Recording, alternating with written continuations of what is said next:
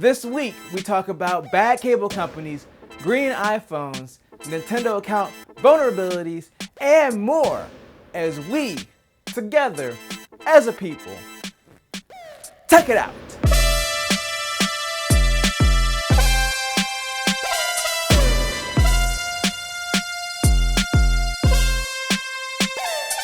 Welcome to another sensational Saturday. This is Mike, and this is Mike Techs It Out, where I bring you the tech news here on Saturday. Now, I know a lot has happened this week. A lot of major things were revealed. A lot of major things that we're going to talk about in a different video. But in this video, we're going to talk about account information getting revealed through Nintendo. So towards the end of April, there was an issue with Nintendo accounts getting hacked, and at the time they said it was 160,000 people that were vulnerable and most likely attacked. And now they recently came out and said it's 300,000. So if you take 300,000 and subtract 160,000, that's 140,000 more, baby. Like, that's a lot. I'm gonna have to check my stuff. Now, it has been confirmed by Nintendo that a lot of these vulnerabilities were not because of Nintendo itself, but because they were using the same login credentials from other services that had been compromised, and that's how people were accessing Nintendo accounts. And they're going to provide refunds to any fraudulent purchases that were made during that time that someone's account might have been accessed, they got their stuff stolen. Now, that's all good and dandy on Nintendo's part that they're going to do that, but we have to keep in mind, in our mental minds, that these information leaks and fraudulent access to accounts, it's a reoccurring thing. It hasn't slowed down, it's not going away. So the best thing to do is to make sure to have strong and unique passwords for each service that you use. Something that I definitely need to do a better job at myself. So I'm, up here preaching and teaching, but I ain't following all the time. You never know when something might happen to one of your passwords and it gets compromised, and you don't want that service to also have the same password as like your bank and 10,000 other things in your life. So keep it right and keep it tight. Alright? That's all I'm saying. And what's not right and what's not tight? What local cable company Cox Communications is doing. And the reason I say local is because it's actually my cable company in the area that I live. I love it. I've had it my whole life, and So it came out recently in an Ars Technica article that they actually slowed down upload speeds to customers in an entire neighborhood from 35 megabits per second to 10. Now, who happens to be on the gigabit package for Cox? Me. And who happens to have slowed upload speeds recently?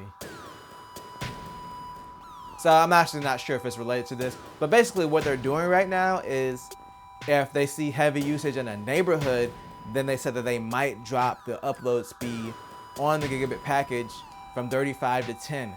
Because this is still a cable-based solution and it's not fiber directly to the home. And yeah, we get a gig download, but our upload is only 35. So to already take this pretty low upload speed and then drop it to 10 for a package that I'm paying over $100 for is ridiculous in my opinion. And then their statement was, well, 10 won't affect most normal users day to day. It only affects the people that are heavy users. Most normal users won't even notice. But that's the reason that we're paying for the extra speed. Why do you think this is okay? This is not okay. Like, we're paying extra and you're punishing the people that are paying extra. You're punishing the top tier. They're sending out emails to people in these neighborhoods saying that, your neighborhood is using too much data as if, you're responsible for everybody in your neighborhood. So we might throttle your upload speeds. They did mention in the Ars Technica article, they might be doing this because their network infrastructure can't handle it. And, Cox responding like, no, our network infrastructure is strong enough. And I'm going to be honest, you guys. Let me be 100% honest and clear. I worked for Cox for 2.5 years. And let me tell you, I'm not going to say anything. I'm not. But yeah, I don't believe him. I don't. Anyway, speaking of stuff that you can't believe, I can't believe this leak that's been going around about the PlayStation 5 price. Now, there was an Amazon product page that was put up for the PlayStation 5, I believe in Europe. But on the page, it had the PlayStation 5 listed at around 600 euros, which would translate to 765 US dollars. And that's crazy. Like, ain't no one gonna pay that. No one's gonna pay that at all. So hopefully this is just some kind of crazy misconception, and this doesn't really happen because I'm not trying to have to mortgage my house to get this PlayStation 5. I'm not doing it. But in all honesty though, I would take this for a grain of salt because it's just a product listing. Sometimes companies will just put stuff out there so they have some kind of price in their system, and that way people can pre-order it. Maybe, I don't know why that Amazon had that page, or maybe there's going to be some kind of third-party seller that's selling it for that amount. But either way, in my opinion, it's probably a placeholder price. I don't think that Sony is going to try to sell their system for that much money. We saw what happened with the PlayStation 3 when it came out for $600 and nobody bought it because it was $600. So I just don't think that they would go for that same type of price again. I mean, I feel like now maybe they could get away with $600 now, but even that would still be a stretch. I think that it's probably gonna be either $500 or $550. So at this time, I wouldn't even worry about the price at all.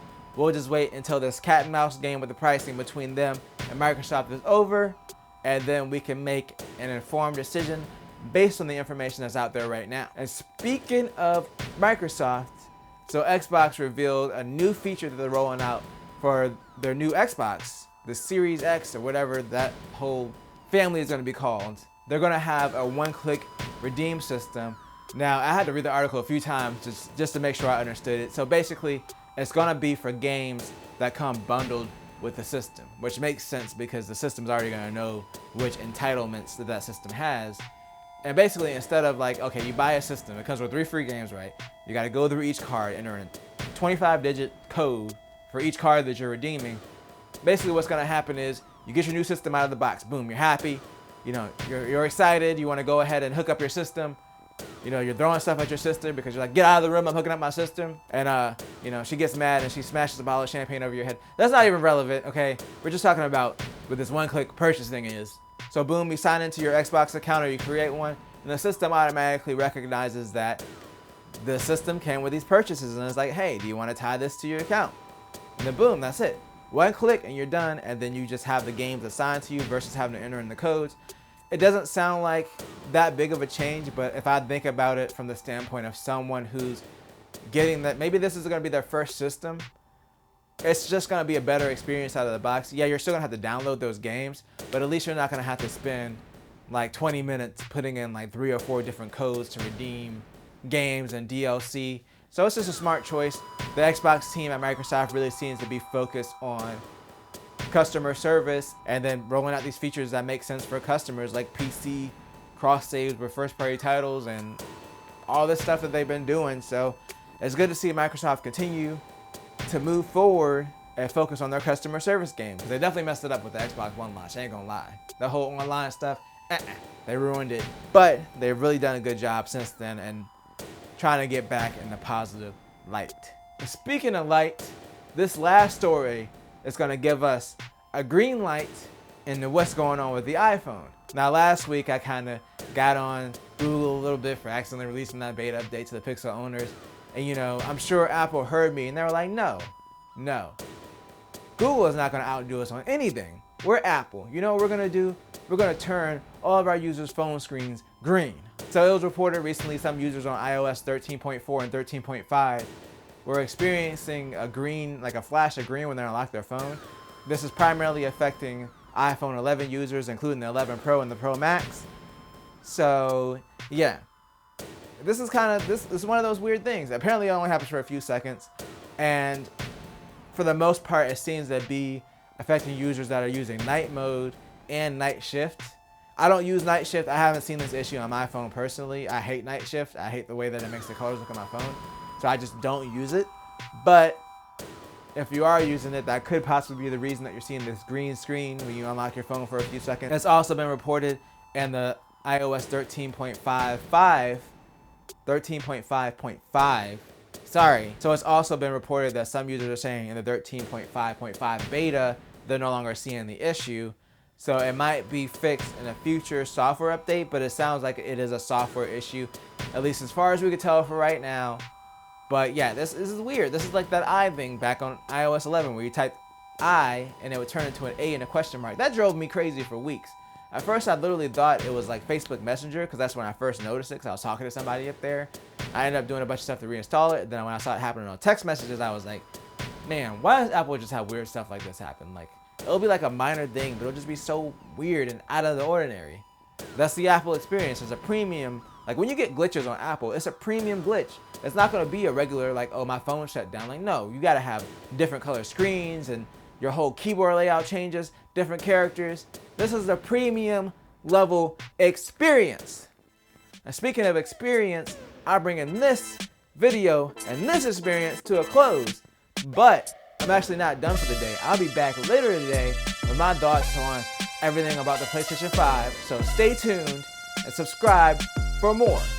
And as always, remember to do at least 2 things at the same time. We out for now.